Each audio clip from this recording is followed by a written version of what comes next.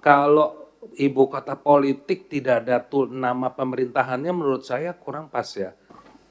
Waalaikumsalam. Terima kasih Sekretaris BNPB Republik Indonesia dan Wakil Menteri Dalam Negeri yang telah menyampaikan paparannya.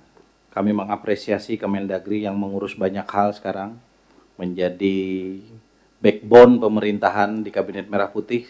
Semua program prioritas Presiden dikawal oleh Kementerian Dalam Negeri. Pesan kami cuma satu, jangan lupa kewajiban.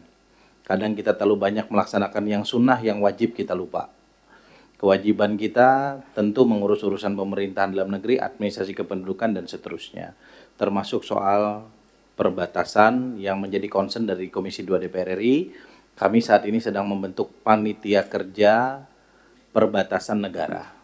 Kami ingin concern betul menangani batas-batas negara kita, baik yang berbatasan darat maupun berbatasan laut dengan negara-negara tetangga kita.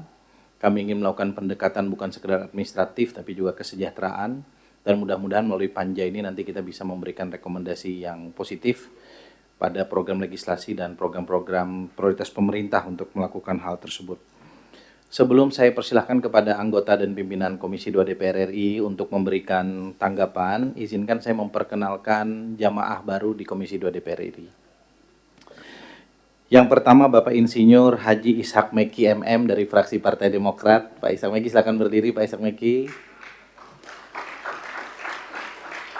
Pak Ishak Meki ini politisi senior, birokrat senior, mantan Bupati Ogan Komering Ilir 2 periode dan mantan Wakil Gubernur Sumatera Selatan. Ini menambah sekuat mantan kepala daerah di Komisi 2 DPR RI.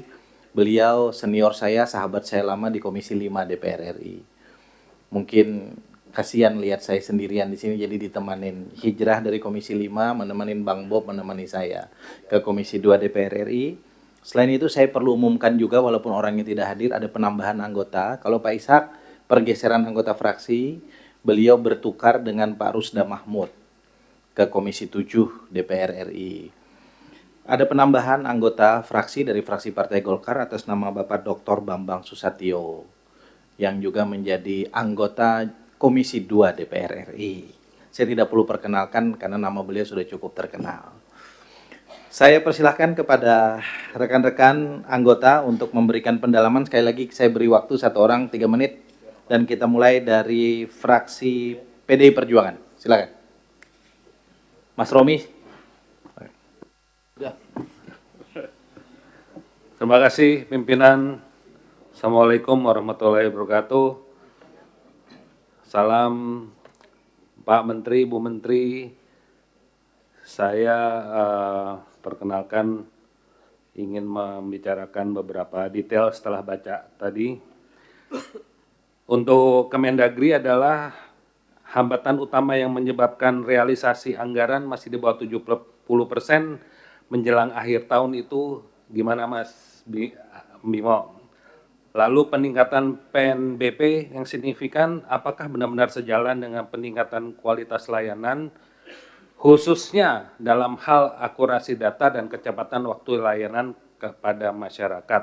Karena digitalisasi ini seperti pisau bermata dua, jika kita tidak benar-benar memegang teknologinya, mereka akan selalu glitch seperti biasa. Lalu saya melihat di sini ada waste to energy atau initiator sampah di waste management to support regional metropolitan cities, solid waste management for sustainable urban development and local service delivery improvement project. Apakah ini sejalan dengan yang Danantara mau buat? Karena saya dengar Danantara mengambil semua waste management yang ada di Indonesia. Saya ingin sekali mendapatkan informasi lebih mendetail mengenai program waste management ini. Lalu untuk Kementerian Pan-RB, fokus persiapan formasi ASN untuk Ibu Kota Nusantara harus bersinambungan linear antara data dengan percepatan pembangunan daerah IKN. Pertanyaannya, proses finalisasi workforce planning-nya untuk IKN bagaimana? percepatan peningkatan kompetensi digital ASN di daerah, tidak terjadi kesenjangan pelayanan dengan pusat, terutama IKN ini kan cukup cepat karena Pak Bas ini luar biasa. Progresnya cek cek cek cek cek seperti biasa ketika jadi menteri. Untuk BKN, kapan target interoperabilitas SIAN 50% akan dicapai?